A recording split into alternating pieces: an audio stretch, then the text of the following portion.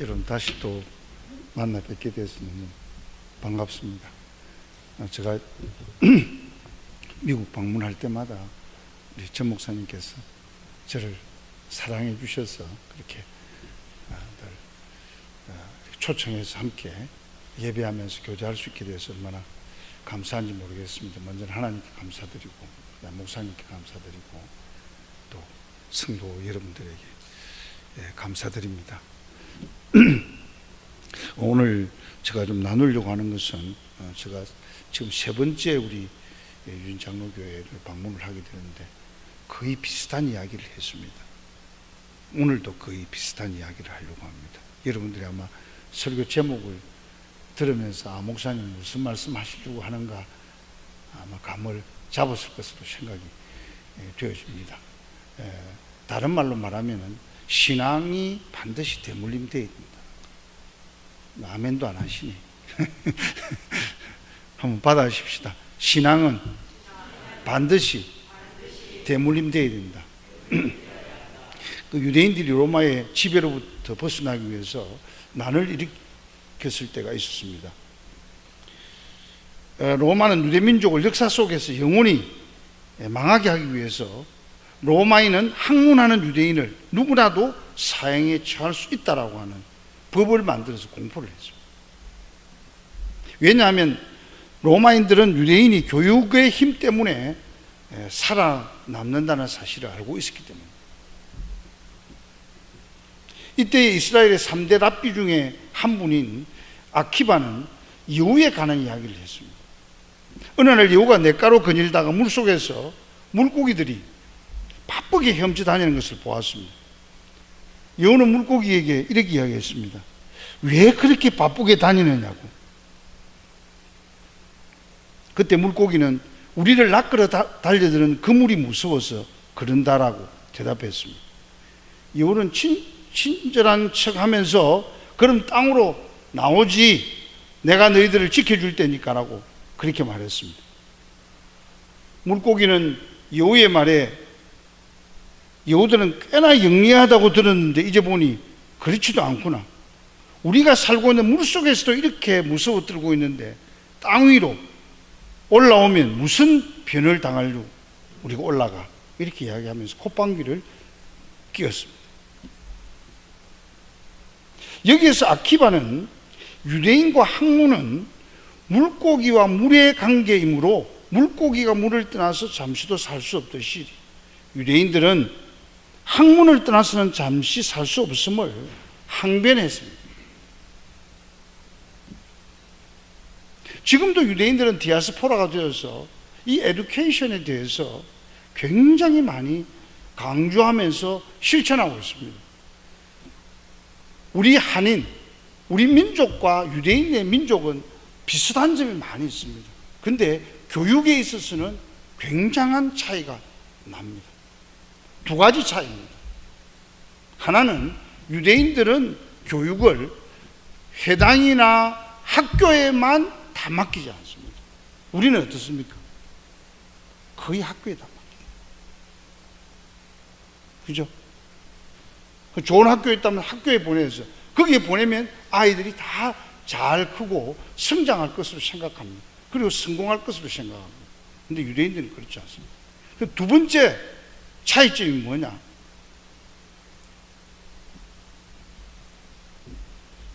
유대인들은 유행에 따라서 바뀌는 교육 철학으로 교육하지 않습니다.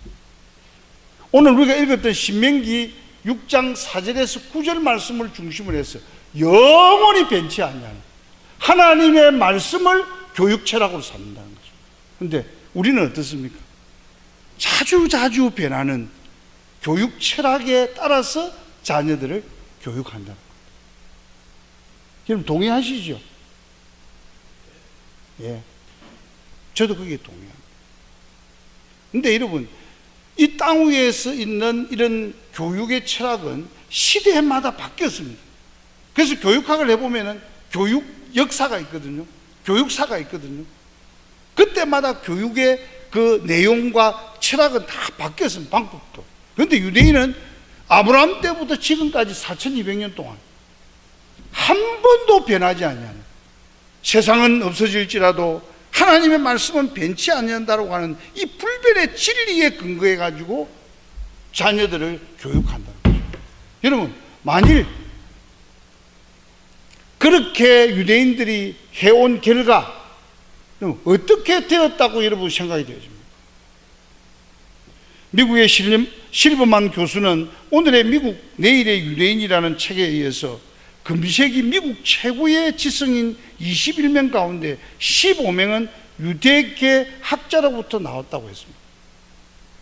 그 정확한 데이터에 의해서 나온 겁니다. 또한 해마다 큰 영향을 끼친 주요 논문 10편 중에서 2편에서 3편은 유대계 학자의 것이라고 밝혔습니다. 오늘날 미국의 재계 랭킹 100위까지의 재벌 중 절반은 유대인에 의해서 그들의 자본에 의해서 경영되는 회사들입니다. 여러분 놀랍지 않습니까? 하나님의 말씀대로 자녀들을 가르치고 하나님의 말씀의 원리를 따라서 다음 세대를 가르치면 뒤떨어질 것이라고 생각하는 것이 한국 크리스찬의 잘못된 생각입니다. 아마 여기 유학하러 오신 분들도 있을 거예요. 미국에 와서 여기 영어 하면서 공부하면 훌륭하게 될 것이다 하고 그렇게 물론 될 수 있습니다. 그러나 거기에 있어서는 조건이 있습니다. 그게 뭐냐면은 자녀들에게 하나님의 말씀이 기초가 되어지는 지혜의 그릇을 만들어 줄 때 그게 가능한 것입니다. 그런데 대부분의 불신자들이나 크리스찬들 중에서도 지식적인 것만 많이 아이들에게 가르치면 성공할 거라고 생각하고 있습니다. 이제 아이들을 큰 우리 부모님들에게 묻겠습니다. 여러분들 자녀들 성공하셨습니까? 그리고 여러분들이 가지고 있는 이 아름다운 신앙을 자녀들이 계속해서 테이크오버해서 그렇게 이어가고 있습니까? 아무리 세상적으로 성공했다고 할지라도 여러분들의 자녀들이 신앙에서 떠났다면 그것은 실패인 것입니다. 저는 그렇게 생각합니다. 비록 세상적으로는 크게 성공하지 못했을지라도 여러분들의 이 아름다운 신앙을 아이들이 테이크오버해서 그대로 계승한다면 여러분들은 성공한 사람이라고 생각합니다.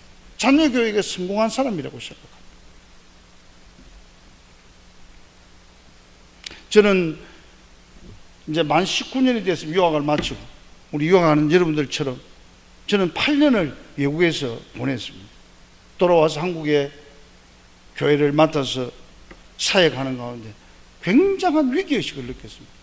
저는 영국과 남아공에 있으면서 또한 이 미국에서 제가 안식년으로 있고 캐나다에 가서 있으면서 동일하게 느낀 것이 뭐냐면 왜 기독교가 이렇게 왕성하고 번성해졌다가 왜 쇠퇴의 길을 걷고 있는가? 미국에서도 교회당이 그냥 다른 용도로 팔려지고 캐나다는 지금 포세일이라고 많이 붙여놨습니다. 영국은 이미 거의 다 대부분의 교회들이 다른 용도로 다 팔렸습니다. 그런데 한국은 어떻습니까? 한국에 오신 우리 사모님도 계시는데 한국은 어떻습니까? 저는 4년 전에 통합적 교회가 다음 세대를 위한 슬로건을 걸고 그 위기의식 속에서 어떻게 하면 대안을 찾을 수 있을까? 제가 굉장히 많이 불려다녔습니다. 몇천 명 되는 교회 가서 제가 강의를 하고 설교를 했습니다. 근데 여러분, 거기에 앉아있던 대부분의 사람들은 다 연세가 많은 분들이었습니다. 제가 물었습니다. 여러분들 자녀들은 지금 어디에 있습니까? 물론 공부해서 다른 지역으로 직장생활하는 분들도 있을 것이고 해외에 나간 분들도 있을 것입니다만 정말 정직하게 손을 얹고 여러분들 자녀들 지금 어디에 있느냐고 제가 물었습니다. 여러분 통합처만 그럴까요? 한국교회는 지금 점점 디클라인 돼요. 영국을 따라가고 있고 미국을 따라가고 있고 캐나다를 따라가고 있어요. 그런데 여러분 영국과 미국의 차이는 뭐냐? 제가 연구한 결론은 그겁니다. 영국은 교회가 국교회입니다. 그래서 앵글리칸 처치는 내셔널 릴리전입니다. 그렇기 때문에 이 교회가 학교를 할 수 없습니다. 다 공학교에 다 보내야 됩니다. 물론 사립학교 휘턴 같은 그 스쿨이 뭐 유명하죠. 그런 프라이빗 스쿨이 있지만 대부분의 스쿨은 다 퍼블릭입니다. 그래서 교인들의 자녀들이 다 퍼블릭에 보내야 됩니다. 교회가 아이들을 모아서 교육을 할 수 없습니다, 법적으로. 그런데 여러분, 미국은 어떻습니까? 미국은 교회가 학교를 할 수가 있습니다. 국교가 아니기 때문에. 지금 미국이 그나마도 교회가 되고 어느 정도 맥락을 유지하고 있는 것은 저는 영국과 미국의 그 학교의 차이라고 생각이 되어집니다. 제가 교회만 해서 안 되겠다. 그리고 제가 한번 쭉 움직여 봤어요, 우리 당회를. 근데 씨도 먹히지 않습니다. 지금 이렇게 교회하면 되지 무슨 교회가 학교를 하느냐고. 그래요? 그러면 저는 교회를 사면하고 저는 개척하러 올라가요. 그래서 빈손 들고 제가 부산에서 큰 교회에 있었습니다. 딱 2년 했습니다. 다른 사람 나를 미쳤다 그랬어요. 그러니까 큰 교회에 가서 목회하면 되지 뭘 그렇게 2년 만에 손 들고 아무도 없는 연고도 없는 서울 쪽으로 올라가려고 하느냐. 나는 간다. 내 꿈을 이루기 위해서. 사실 무모한 짓이었습니다. 지금 생각해보면 고생 참 많이 했습니다. 전 목사님도 이거 오셔서 교회당 사시고 제가 잠깐 설교 전에 말씀 나누니까 뭐 여러 가지 부채도 있고 저도 지금 부채를 많이 지고 있습니다. 너무너무 고생했습니다. 제가 18년을 지났습니다. 이제 19년 차입니다.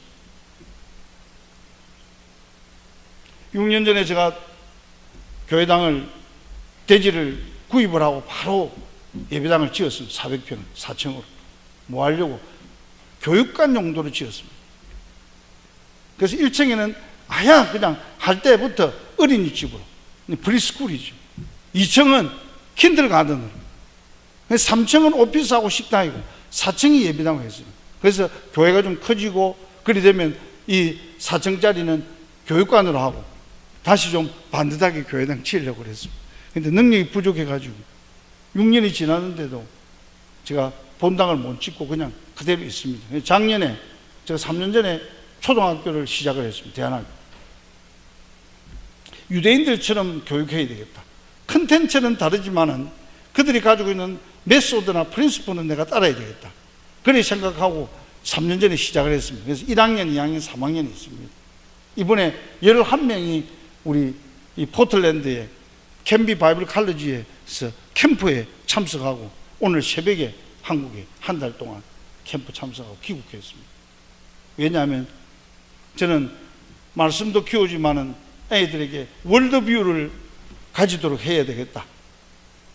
그런 생각을 가지고 아이들을 이곳에 보내고, 그리고 10월달과 11월달, 10월달에는 학교 당국의 우리 교장 선생님과 디렉터가 저희 교회, 저희 학교 방문해가지고 MOU를 맺습니다.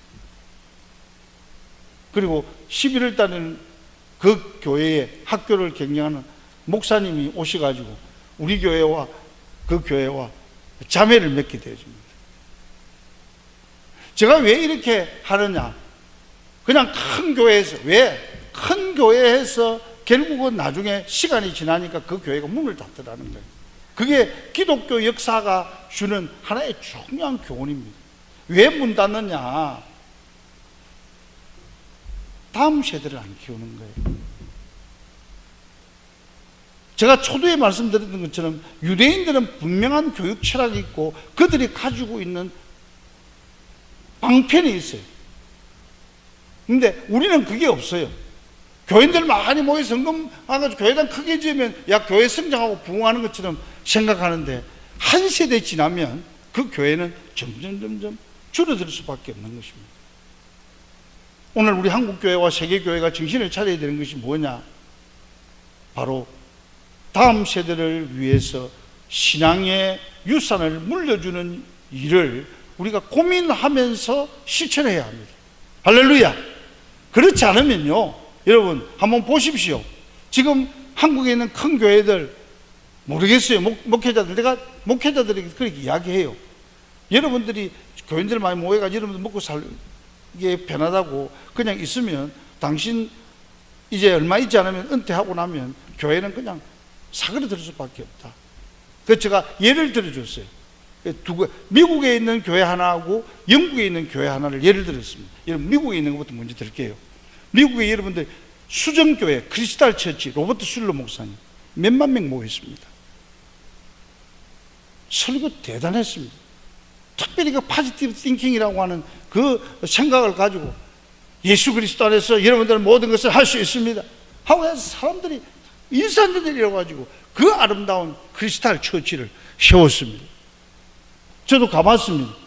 그리고 로버트 목사님이 심호하실 때 많은 사람들이 헌금을 했습니다. 그래서 거기 교회 앞쪽에 가보면은 가든이 있어요.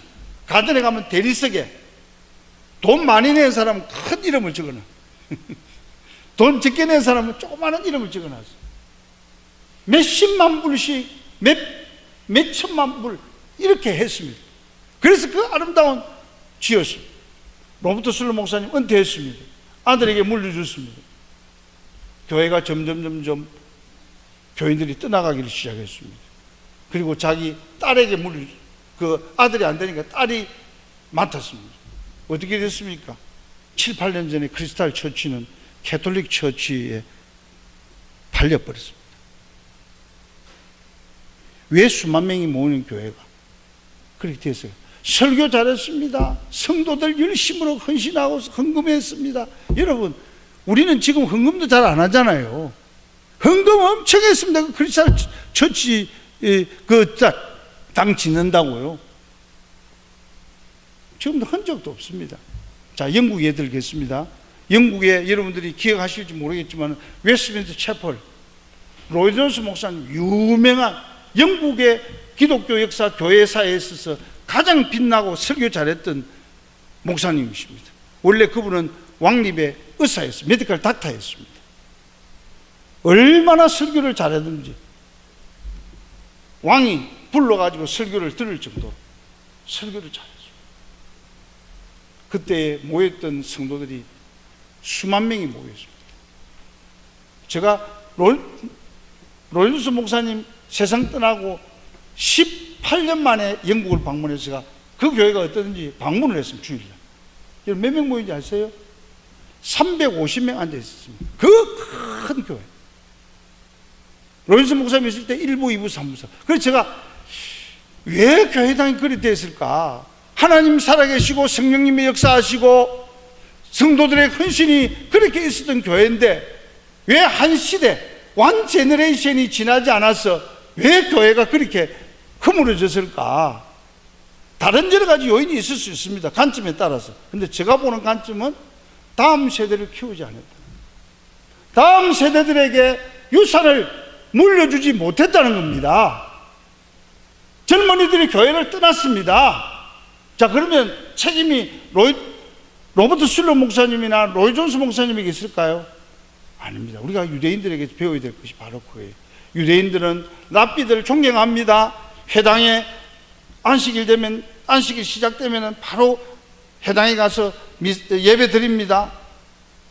그리고 헌금도 하고 합니다. 그런데 여러분, 유대인들의 다른 점은 뭐라고 했습니까? 그 신앙교육, 인격교육을 교회나 학교에 안 맡기고 가정에서 책임을 진다. 여러분도 어떻습니까? 왜 가정이 책임을 져야 되느냐?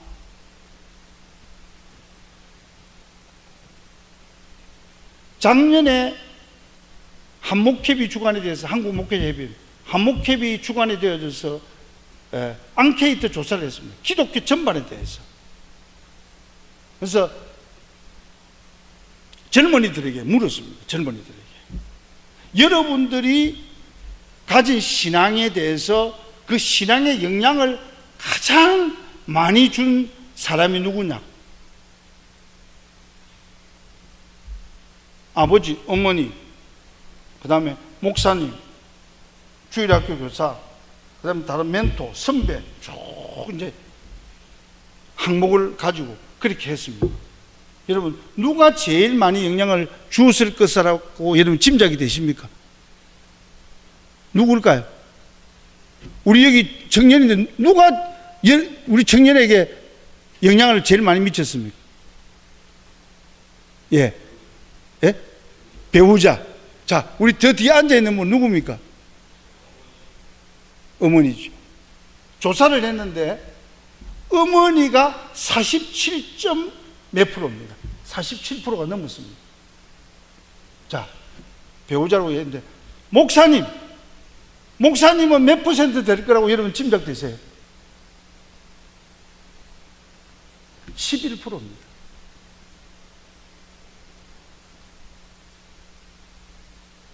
11%. 우리가 생각할 때, 목사님이 교회에서 말씀 전하시고 가르치시고 훈련하시고 해서 내가 영향을 많이 받았을 것으로 그렇게 생각이 되시죠? 아닙니다. 그 통계를 보면 에듀케이션을 해야 될 장소가 어딘가 하는 것이 분명하십니다. 근데 대부분의 한국 크리스찬들은 자녀들 교육, 신앙교육 특별히 교회에다 맡깁니다.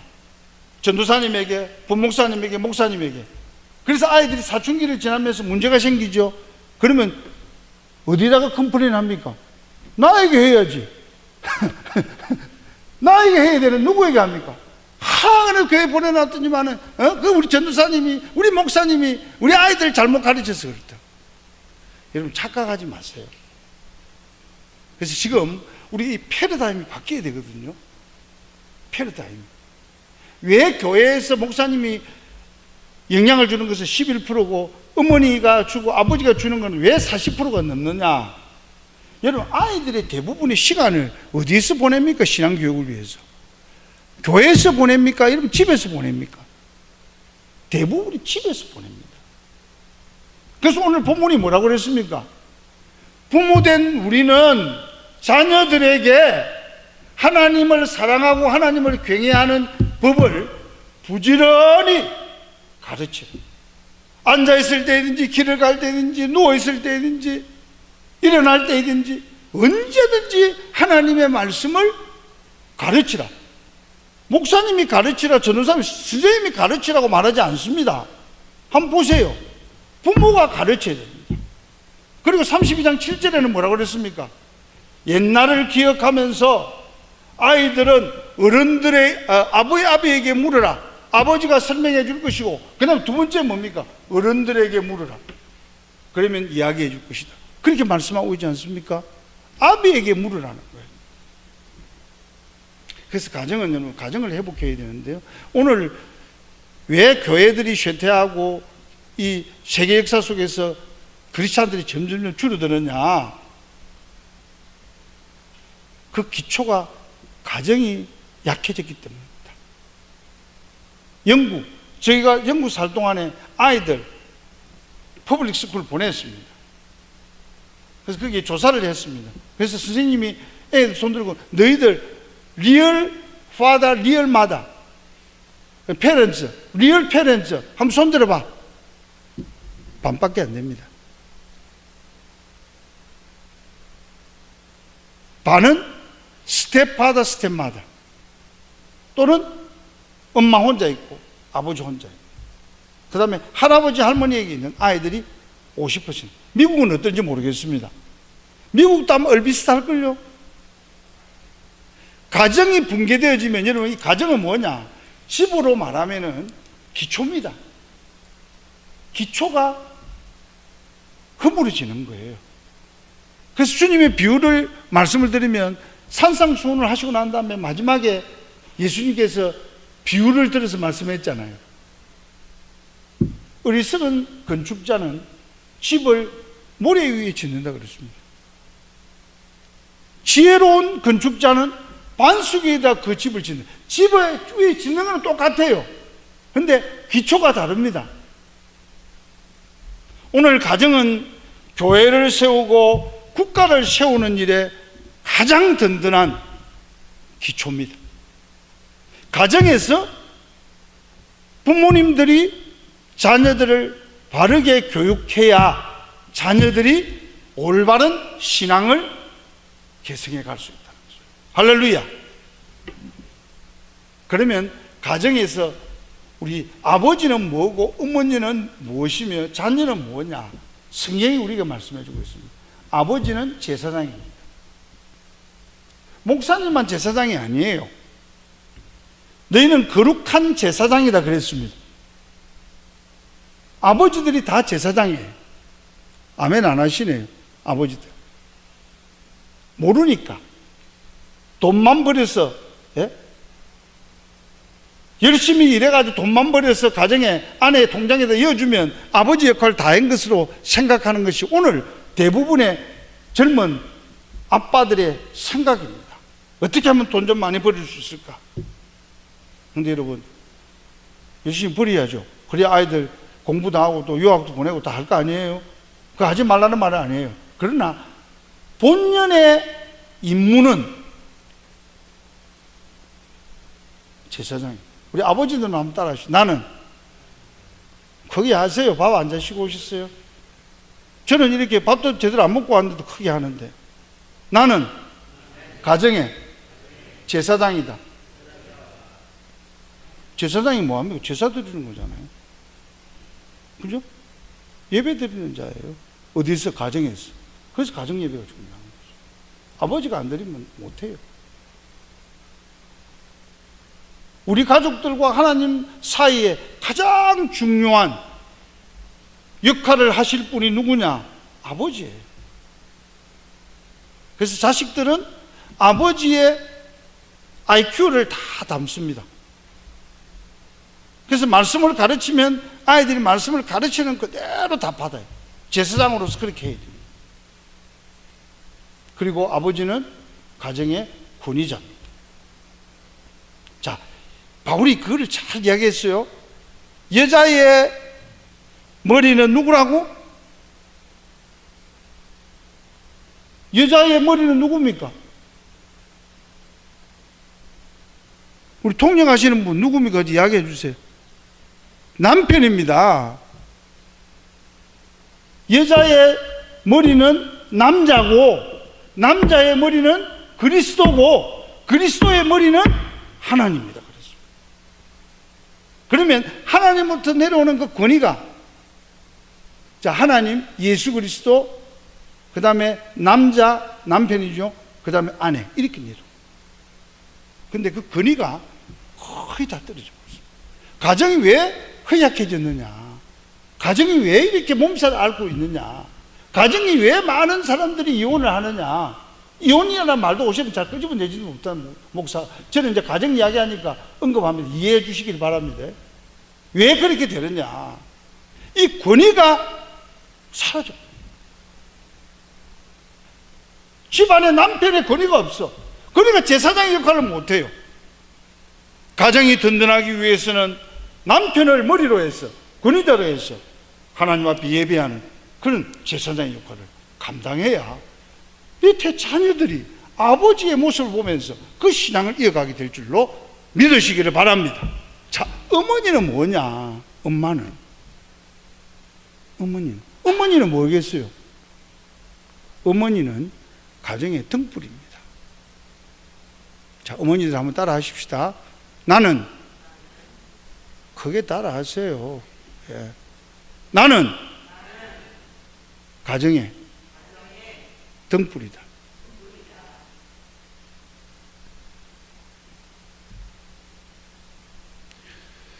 왜 등불이냐? 자, 자녀들 결혼시킨 우리 어머니, 아직 우리 여기 연세 근사자님 자녀 결혼시켰죠? 예.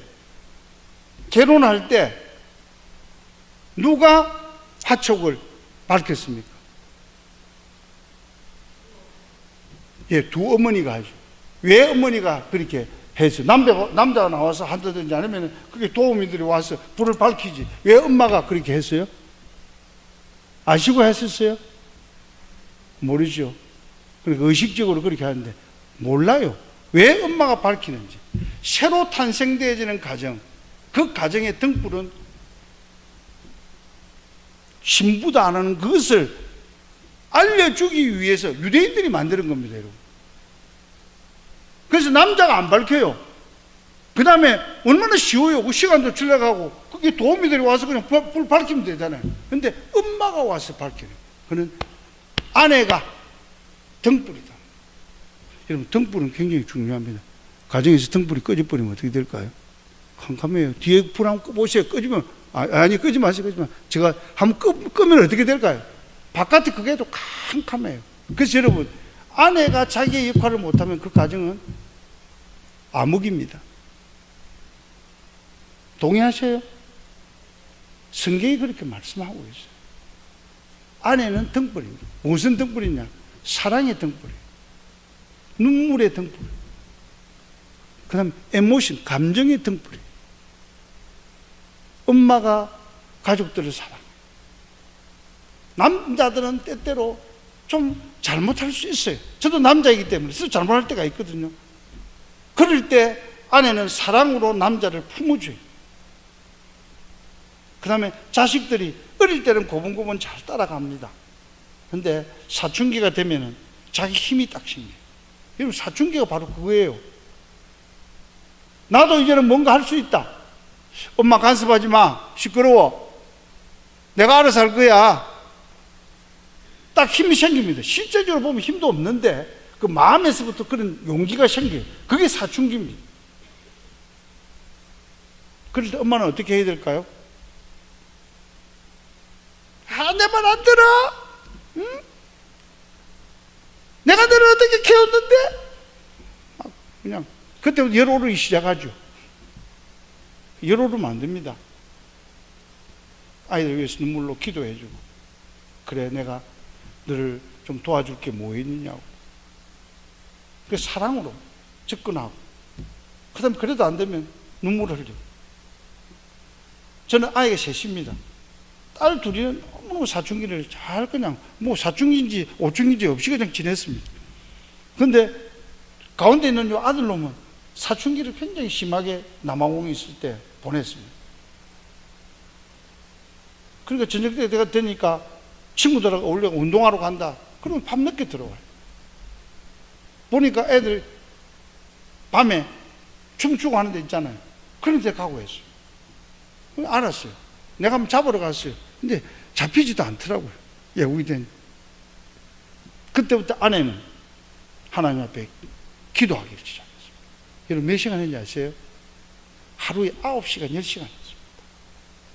아이들 보내고 나면 제가 저녁에 공부하고 학교에서 저 스터디룸에서 공부하고 들어가면 그때까지 눈물 흘리면서 기도하고.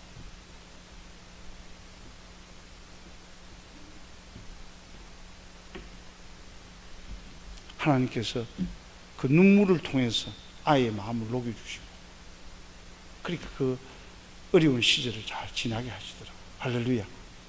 누가 할 수 있어요? 저는 못해요. 아버지는 못해요. 등불인 엄마가 해요. 아이의 가슴에 환한 사랑의 등불을 밝혀줄 수 있어야 돼요. 그 엄마의 역할. 오늘 우리 어머니들, 우리 한국에 보면 여기는 좀 다르겠죠.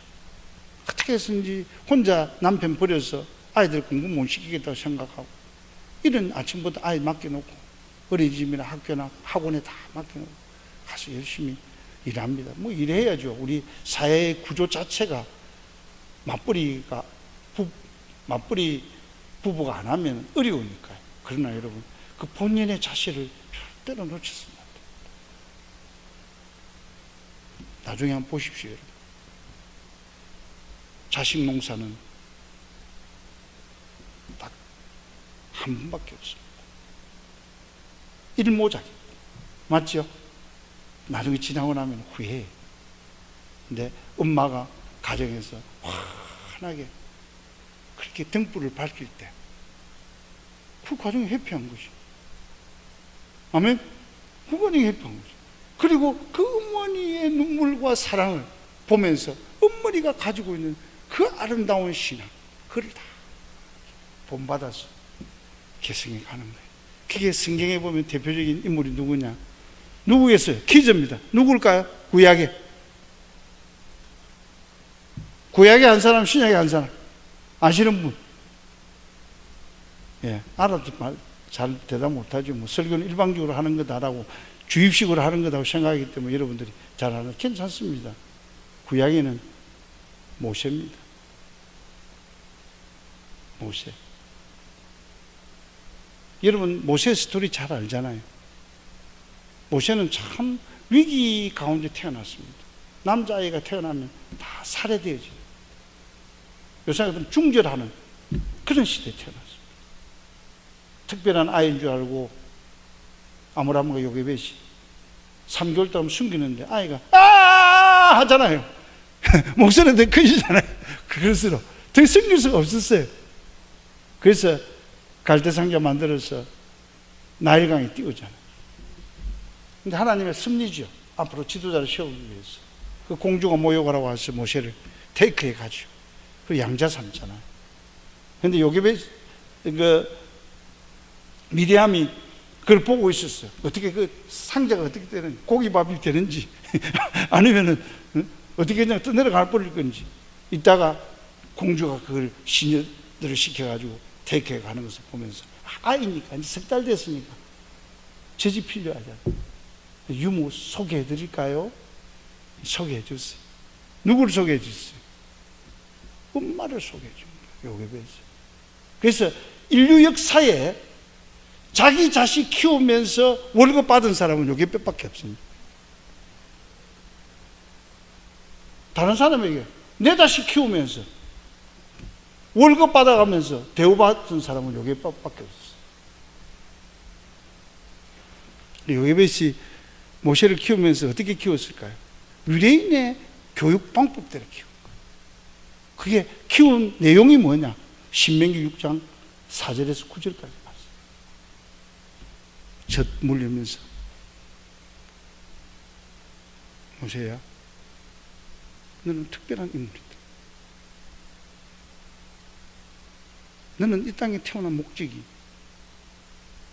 하나님을 사랑하고 하나님을 경외하고 이스라엘을 구원하기 위해서는 태어났다.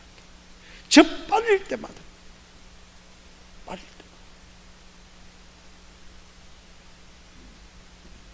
그리고 아이를 대케어야 할 때 다른 거 뭐 많이 먹어라가 아니라 너는 말씀 맡은 자야. 너는 chosen people이야. 너는 선택된 민족.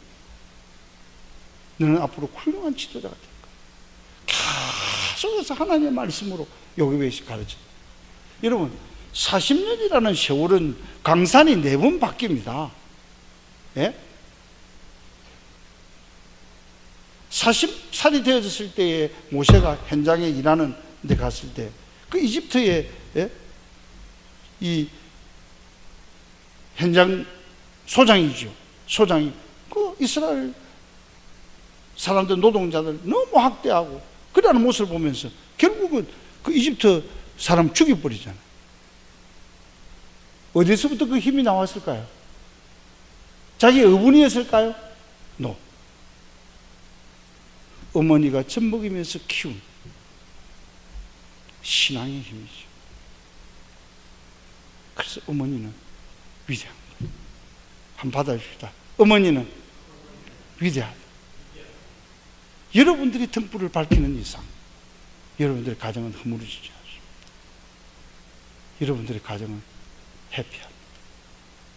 여러분들의 자녀들 다음 세대는 어머니의 신앙, 아버지의 그 아름다운 신앙 계속해서 전수되어 줄 수 있습니다. 자, 그러면 가정의 세 번째로 자녀는 뭐냐? 자녀는 희망입니다. 우리 자녀들 한번 따라합시다. 그냥 고개 숙여 있지 말고 특별한 목사 와서 목사님이 한국에서 목사님 왔다고 이렇게 귀한 시간을 내주는데 여러분들 잘 듣고 있어서 너무 고마운데 여러분들이 받아 할 때는 크게 받아 하셔야 됩니다. 나는 희망이다. 예, 우리가 희망, 꿈, 드림, 호프 이라면 뭐 세상에서 크게 뭐 이렇게 성공적인 그런 것을 말하는데 여러분 그게 아니에요. 성경에서 말하는 여러분들이 호프가 되고 여러분들이 드림이 되는 것은 여러분들이 신앙을 유산으로 받는 말씀 맡은 자다.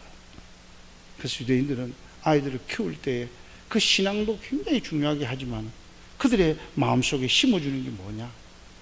너희들은 말씀 맡은 자다. 그래서 로마서 3장 2절 보세요. 유대인의 나음이 무엇이뇨? 그들이 할례를 행하는 것과 하나님의 말씀을 맡은 것이다. 여러분 예사를 보죠.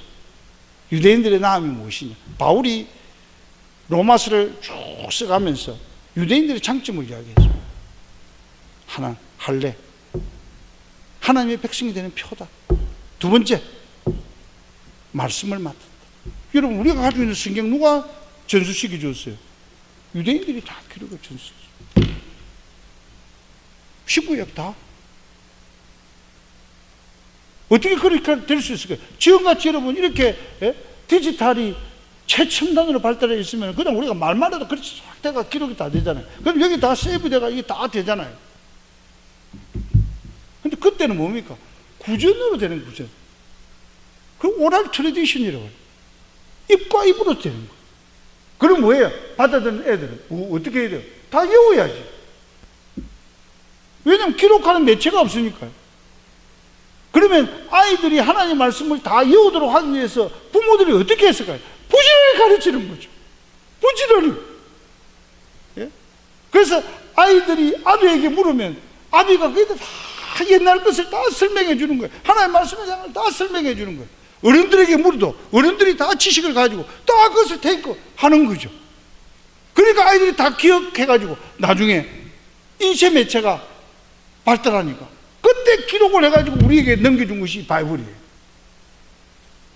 그것이 그들에게 있어서 호프라. 자녀들을 말씀 맡은 자로 키워야 돼요. 아멘? 아버지 어머니의 품을 떠나가지고 예? 좋은 대학 있다고 애들을 보내서 너희들 공부만 해라. 여러분 그것은 꿈을 키우는 게 아닙니다. 그러면 언제까지 가능하냐? 그래서 저는 학교를 세워서 초등학교까지만 왜 하느냐? 13세까지 아이들의 신앙과 인격이 다 형성됩니다. 그 이유는 형성되어지는 것에서 디벨롭먼트 돼요. 그래서 어렸을 때 13세까지 인격이 안 좋잖아요. 그 사람 커서도 인격 안 좋습니다. 여러분들 스스로 한번 보세요. 내가 어렸을 때 내 인격이 좀 엮이는 가정이나 좀 잘못된 친구들을 통해 가지고 내 인생이 좀 잘못 형성되어졌다. 여러분 고쳐집니까? 평범할 때는 몰라요.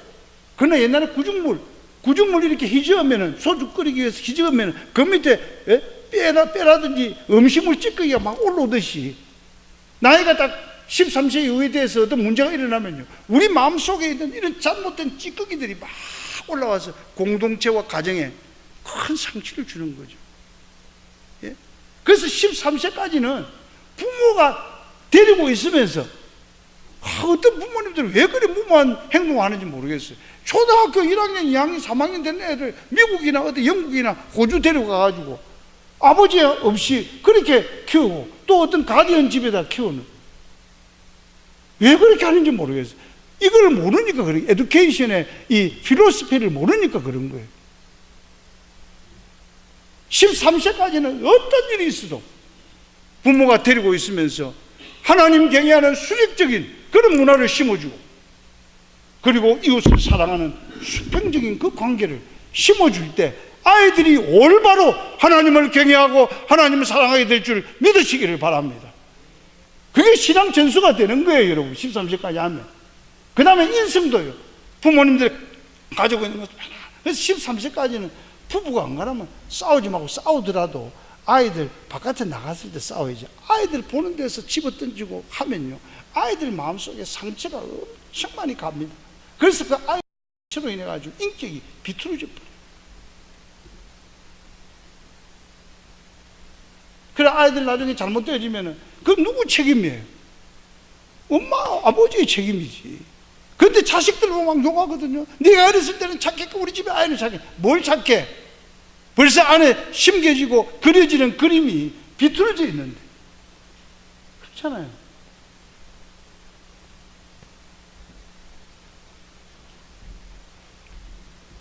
오늘 우리는 정신 차려야 됩니다.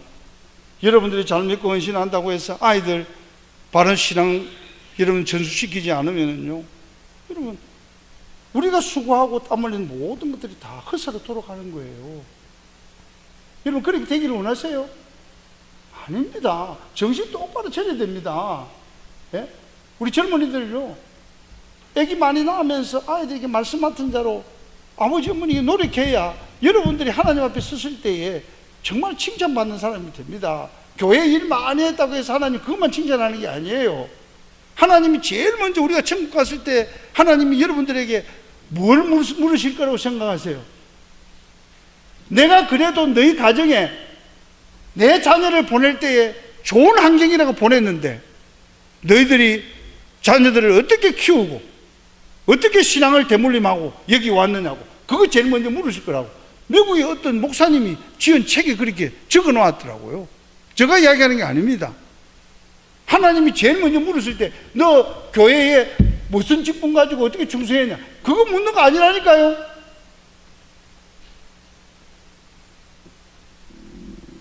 내 자녀 너 가정에 보냈는데 너 자녀처럼 키웠지. 내 방법대로 키워야 돼. 그렇게 키우고 왔어? 그렇게 묻는다는 거예요.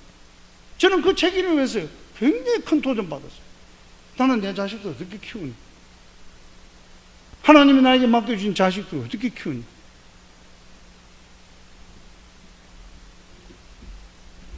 시간에서 말씀을 정리하려고 합니다. 여러분, 우리는 반드시 우리의 이 아름다운 신앙, 여러분 얼마나 좋습니까? 주일을 이렇게 거룩하게 지키면서 말씀대로 살려고 하는 이 신앙을 우리 자녀들에게 올바르게 대물림해 줘야죠. 근데 우리가 대물림해 줘야 되는 그런 중요성도 못 느끼고 있을 뿐만 아니라 어떻게 해야 될지도 모르고 있어요. 유대인들은 변하지 않냐는 하나님의 말씀으로, 그 교육 철학으로, 방법으로 아이들에게 신앙을 대물림해 줍니다. 그리고 교회만 맡기는 것이, 해당에만 맡기는 것이 아니라 그들은 가정이 진정한 교육의 장이다, 학교다라고 생각하고 부모들이 철저하게 가르쳤어요. 여러분, 신앙만 이어가는 것이 아니라 세계에서가, 이게 실버만 교수 이야기했잖아요. 미국 사회에서 토업이 되어지고 세계를 제패하는 그런 소수의 민족이 되어졌습니다. 우리의 이 신앙이 이어지면서 우리의 자녀들이 그래도 유대인보다는 나아야 안 되겠어요? 그렇게 하기 위해서는 우리가 지금까지 가지고 있는 잘못된 고정관념을 버리고 우리의 생각의 패러다임을 바꾸어서 우리에게 주신 귀한 자녀들, 뱃속에 있을 때부터, 아니면 아직까지 결혼 안 한 사람은 미래의 꿈을 꾸면서 자녀들을 어떻게 키워야 될 것인가, 말씀으로 키워야 됩니다. 그래서 저는 학교 시작하고 오전에는 말씀만 가르칩니다. 부모들이 너무 좋아. 말씀을 배울 수 있는 애들이 초등학교 때 기회가 없는 거예요. 예? 주일에 한 번 오가지고 1시간? No. 너무 시간적으로 적습니다. 그리고 요새 아이들, 여러분 한국에 오신 분들 알겠지만 한국 애들 눈만 뜨면은 목걸이 하는데 무슨 스마트폰 목걸이 합니다. 예? 식당에 가면 찾아가면 애들이 이제 한 달 정도 됐을까 말까 하는 애들요. 아버지 어머니는 밥 먹으면 맛있는 소고기 뜯어 먹고 있으면서 아이들은 거기다 다 해가지고 애니메이션 보게 합니다. 여러분, 영상은 우리의 뇌 세포를 죽입니다. 발달시키줍니다. 그거 아셔야 돼요. 근데 그렇게 길들여진 애들이 초등학교나 주일학교에 왔습니다. 유치부하고 유년부, 초등부 왔습니다. 말씀 들으라고 생각하세요? 영상으로 애니메이션 보면 잘 봅니다. 그게 길들여져 있기 때문에. 근데 목사가 10분, 20분 메시지 하는 거 안 듣습니다. 가져와가지고 밑에서 다 애니메이션 보고 있어요. 목사님들은 지켜라, 우리는 애니메이션 본다. 어떻게 신앙교육이 되겠어요?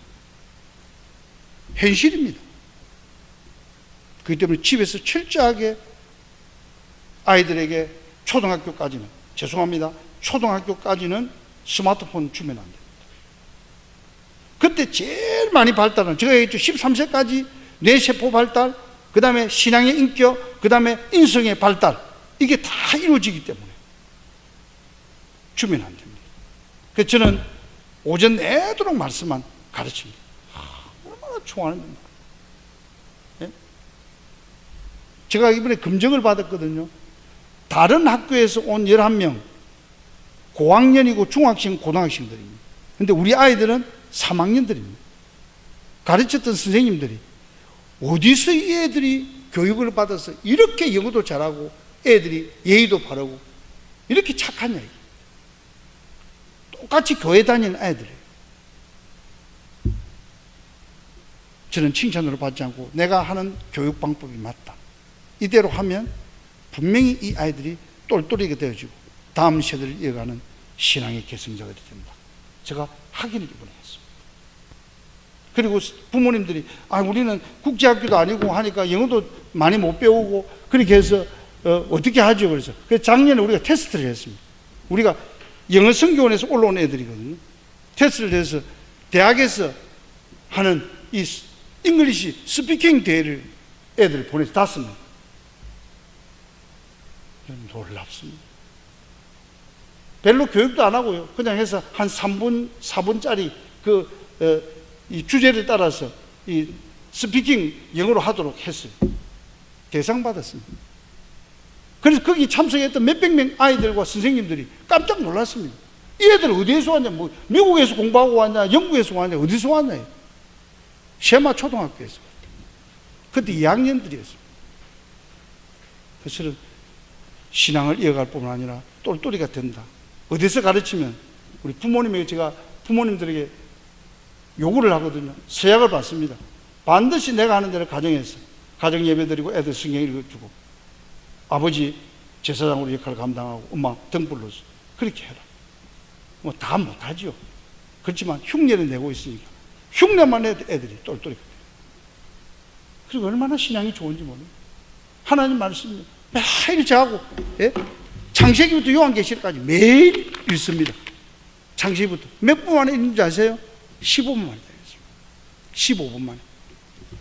저는 이걸 이해하면서 읽도록 하지 않습니다. 속독하는 거.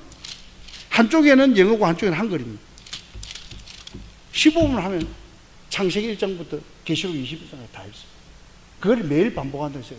아이들은 이해하면서 뇌에 기록하는 게 아닙니다. 애들은 보면서 합니다. 뭐가 같으냐?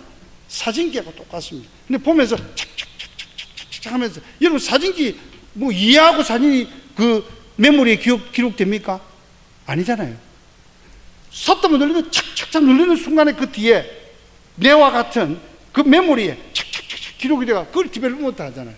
그러니까 성경을 읽을 때 쫙쫙 읽으면 애들이 눈으로 착착착착 찍습니다. 영상으로 찍어서 어디에 기록하느냐? 뇌에다가 다 기록해요.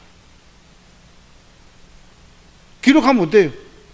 내가 다시 꺼내고 싶을 때 꺼내면 화면에 다 나옵니다. 하나님의 말씀이 영원한 교육의 컨텐츠면서 변하지 않냐는 철학입니다. 세상 유행 따라가는 교육에 여러분들은 절대로 마음 빼앗기지 마시고 아이들에게 말씀을 가르쳐서 말씀을 잘 되풀이면서 아름다운 신앙을 계승한 우리 유진중앙교회 모든 가족들 여러분들이 될 수 있기를 주님의 이름 축복합니다.